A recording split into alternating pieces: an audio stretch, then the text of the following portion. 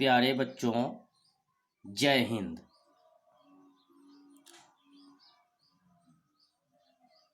कक्षा 9 के NCERT math का आज पहला दिन का क्लास है। आज से हम क्लास 9 के प्रश्नावली 1.1 के सवालों को पढ़ेंगे। बड़े ध्यान से बच्चों इसको समझेंगे। हम बहुत ही सरल तरीके का प्रयोग करके आप लोगों को गणित के प्रश्न को समझाएंगे। इसको ध्यानपूर्वक समझना। बच्चों, इस चैनल को ज़रूर से ज़रूर सब्सक्राइब करना, लाइक करना, शेयर करना, क्योंकि अन्य प्रिय शिक्षार्थी भी इसको देख सकें और इससे गणित को समझ सकें। ठीक है बच्चों, चलते हैं, इसको हम हल करते हैं।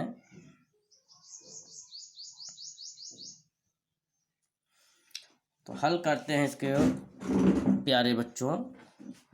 प्रश्न है, क्या शून्य एक परिमेय संख्या है?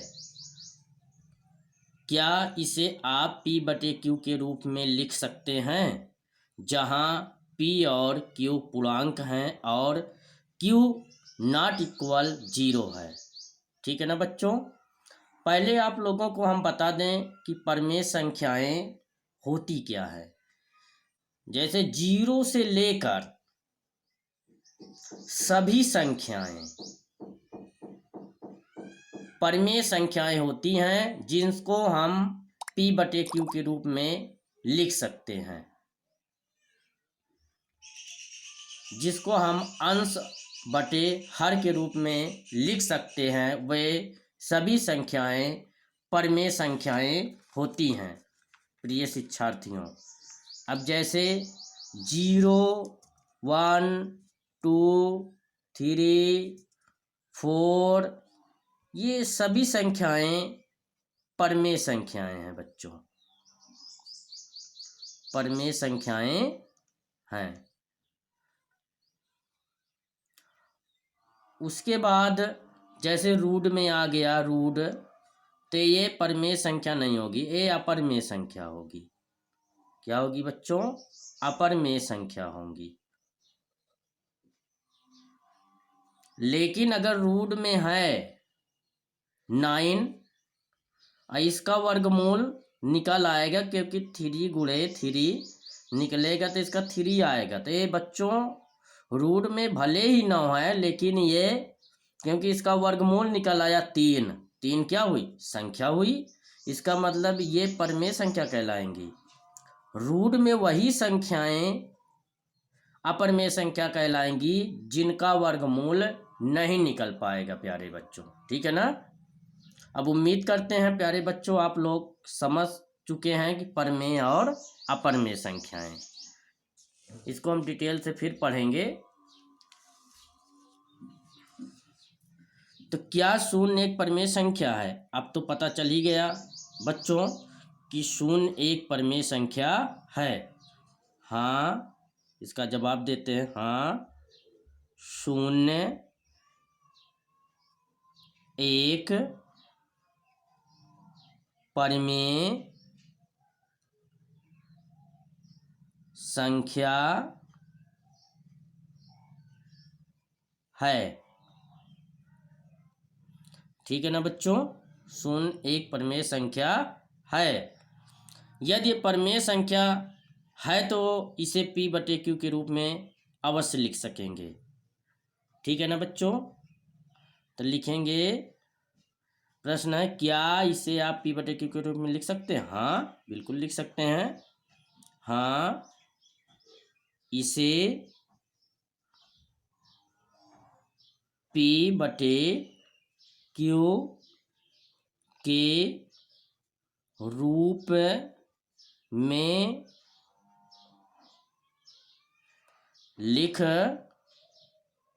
सकते हैं। ठीक है ना बच्चों। अब जैसे इसका हम एग्जाम्पल भी दे देते हैं, जैसे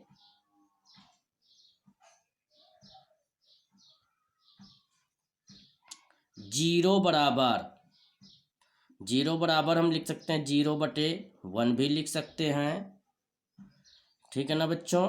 0/2 लिख सकते हैं, 0/3 लिख सकते हैं। इसी तरह हम ढेर सारी संख्याएं लिख सकते हैं, ठीक है ना बच्चों। तो बस पहला सवाल का यही जवाब हुआ बच्चों। अब बच्चों प्रश्न नंबर 2 पढ़ेंगे। यह 3 और 4 के बीच में छापर में संख्याएं ज्ञात कीजिए, ठीक है ना बच्चों। चलते हैं इसको हल करते हैं। 3 और 4 के बीच में 6 परमेय संख्याएं ज्ञात कीजिए। कितनी संख्याएं ज्ञात करनी है प्यारे बच्चों? 6। जितनी भी संख्या ज्ञात करने के लिए कहे उसमें हमें +1 जोड़ देना है। तो 6 कितना हुआ बच्चों? 7। अगर 5 कहे तो 5 + 1, 7 कहे तो 7 + 1, यानी जितनी भी संख्याएं ज्ञात करने के लिए कहे, 6 परमेय संख्या ज्ञात करने के लिए कह रहा है, तो 6 में 1 हम जोड़ लेंगे, ठीक है ना बच्चों। 6 + 1। यदि यहाँ 8 कहता तो 8 + 1 कर लेते हैं। जितनी भी संख्या कहेगा ज्ञात करने के लिए उसमें क्या करेंगे प्यारे बच्चों? 1 जोड़ लेंगे। अब देखते हैं 3 और 4 के बीच ज्ञात करना है, तो हमें पहली संख्या लिखेंगे पहले 3, क्योंकि 3 परमेय संख्या है तो इसके बटे हम 1 लिख सकते हैं। तो गुणे जो 7 आया हुआ है इसको हम ऊपर नीचे गुणा करेंगे। 3 सते 21 बटे 7 कम 7, ठीक है ना बच्चों। इसी टाइप से दूसरी संख्या है 4। 4 बराबर 4/1 लिख सकते हैं।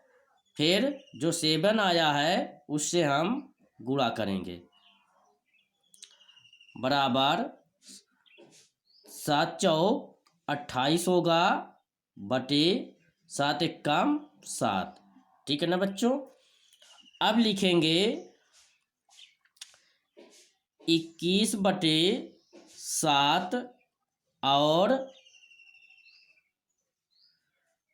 28/7 के बीच 6 परमेय संख्याएं।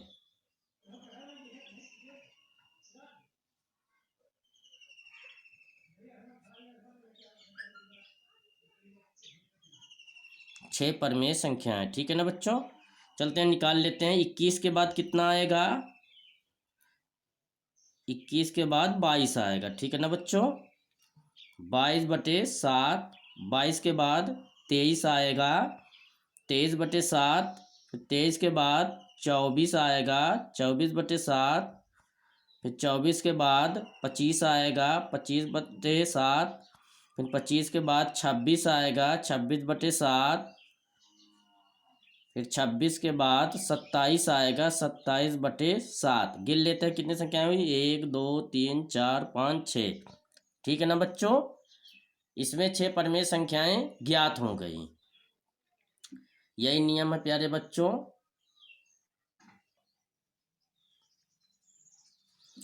अब बच्चों हम प्रश्न नंबर 3 को सॉल्व करेंगे।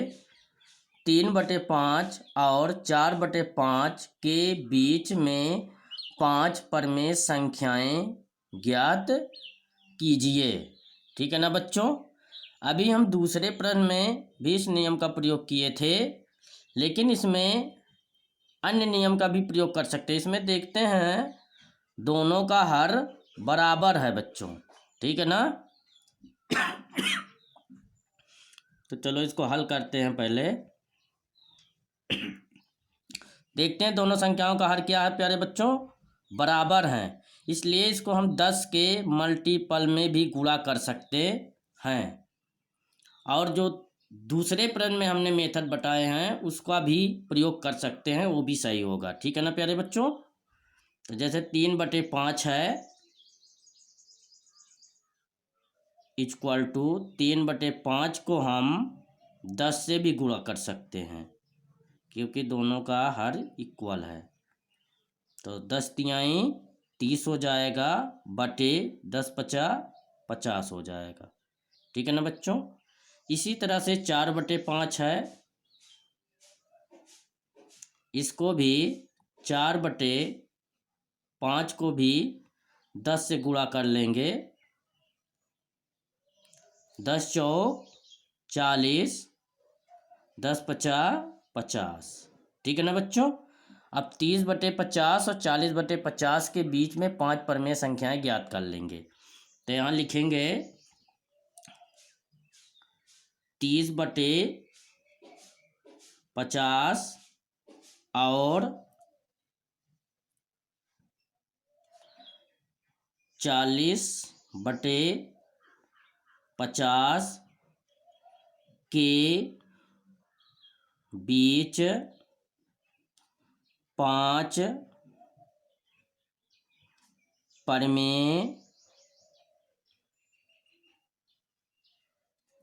परमेय संख्याएं।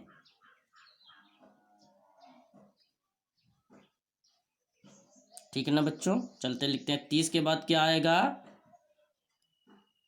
31/50।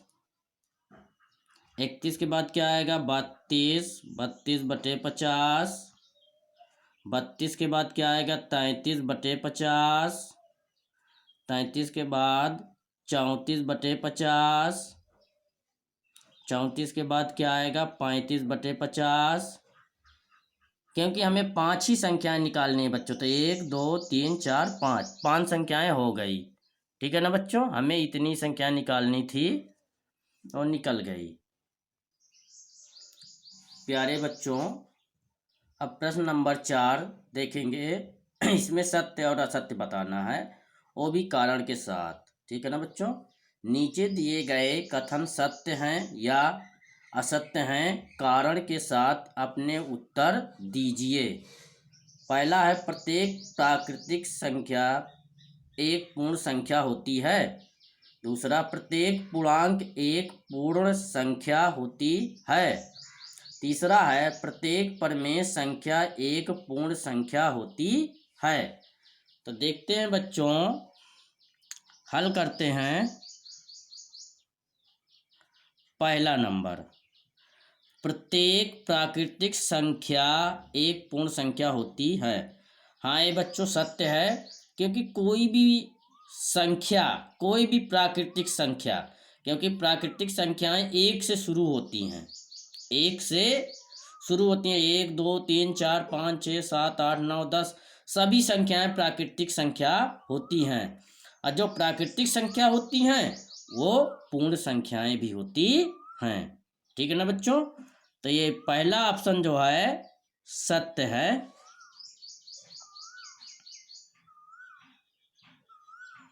अब इसका कारण भी स्पष्ट कर दें।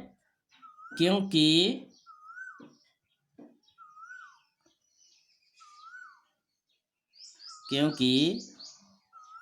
प्राकृतिक संख्याएं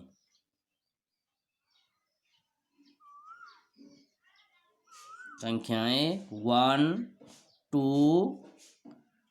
3, ठीक है ना बच्चों, dot dot dot dot dot ऐसे ढेर सारी संख्याएं हो सकती हैं, तथा पूर्ण संख्याएं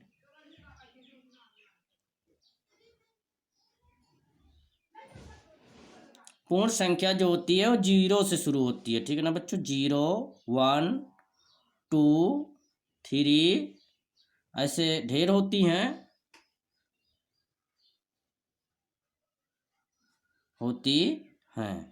ठीक है ना बच्चों।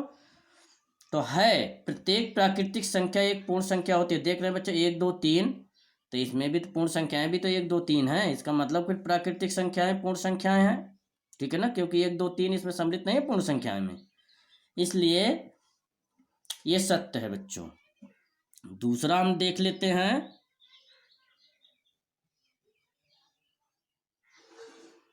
बच्चों इसमें प्रत्येक पूर्णांक एक पूर्ण संख्या होती है, प्रत्येक पूर्णांक एक पूर्ण संख्या होती है, नहीं, ये गलत है बच्चों, असत्य है। क्या है ये? असत्य है, क्योंकि जो ऋण संख्याएं होती हैं वो पूर्ण संख्या नहीं होती हैं, असत्य। ठीक ना बच्चों, स्पष्टीकरण दे दें, कारण दे दें, क्योंकि ऋणात्मक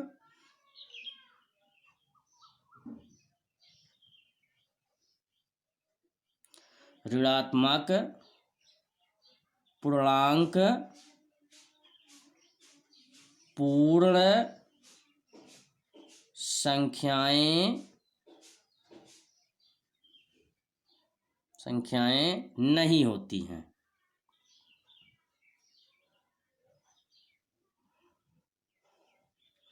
नहीं होती हैं, ठीक है ना बच्चों। जो ऋण संख्या, अगर इसी में माइनस लग गया होता, क्या लग गया होता? माइनस, तो ये पूर्ण संख्या नहीं होती है, केवल धनात्मक संख्याएं ही पूर्ण संख्या हो सकती हैं। ठीक है ना बच्चों। अब देखते हैं तीसरा नंबर। तीसरा नंबर है प्रत्येक परिमेय संख्या एक पूर्ण संख्या होती है, गलत, ये भी असत्य है बच्चों। अभी बताते हैं क्यों नहीं हो सकती।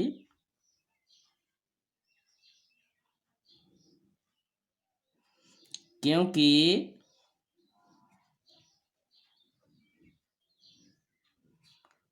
परिमेय संख्या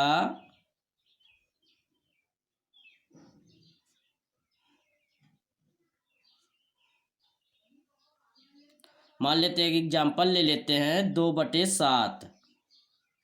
ये परिमेय संख्या है प्यारे बच्चों, 2/7, लेकिन पूर्ण संख्या तो नहीं है। पूर्ण संख्या मतलब वो बटे में नहीं होना चाहिए, दशमलव में नहीं होना चाहिए, माइनस में नहीं होना चाहिए।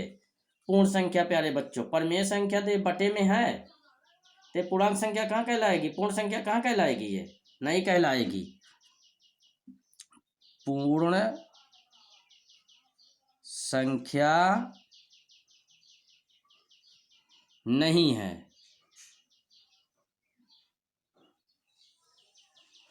पूर्ण संख्या तो प्यारे बच्चों, ये पूर्ण संख्या मतलब पूर्ण, बटे में नहीं होना चाहिए, दशमलव में नहीं होना चाहिए, ठीक है ना बच्चों, रूट में नहीं होना चाहिए, ये पूर्ण संख्याएं नहीं कहलाएंगी। समूचा, जिसको समूच कहते हैं, ऐसा होना चाहिए। जैसे सेब काट दिया जाए 2 भागों में, तो ये पूर्ण संख्या नहीं कहलाएगी, ये पूर्ण संख्या नहीं कहलाएगी, क्योंकि ये 2 भागों में बट गया है प्यारे बच्चों। जब एक समूचा सेब है तब वो पूर्ण संख्या कहलाए, क्योंकि वो पूरा है, कटा पिटा नहीं है प्यारे बच्चों। बस ये प्रश्नावली 1.1 समाप्त हुआ प्यारे बच्चों। इस चैनल को सब्सक्राइब करना मत भूलिएगा, लाइक करना ना भूलिएगा, कमेंट करना ना भूलिएगा, शेयर करना नहीं भूलिएगा प्यारे बच्चों। चैनल का नाम है, एक बार फिर हम याद दिला देते हैं, यस के मैथ। ठीक है ना बच्चों। यूट्यूब पर जैसे ही इसका नाम डालोगे और सर्च करोगे, वैसे ही चैनल खुलकर आ जाएगा, और जितनी भी वीडियो पड़ी रहेंगी सब वीडियो को देख सकते हो। ठीक है ना बच्चों। जय हिंद, जय भारत।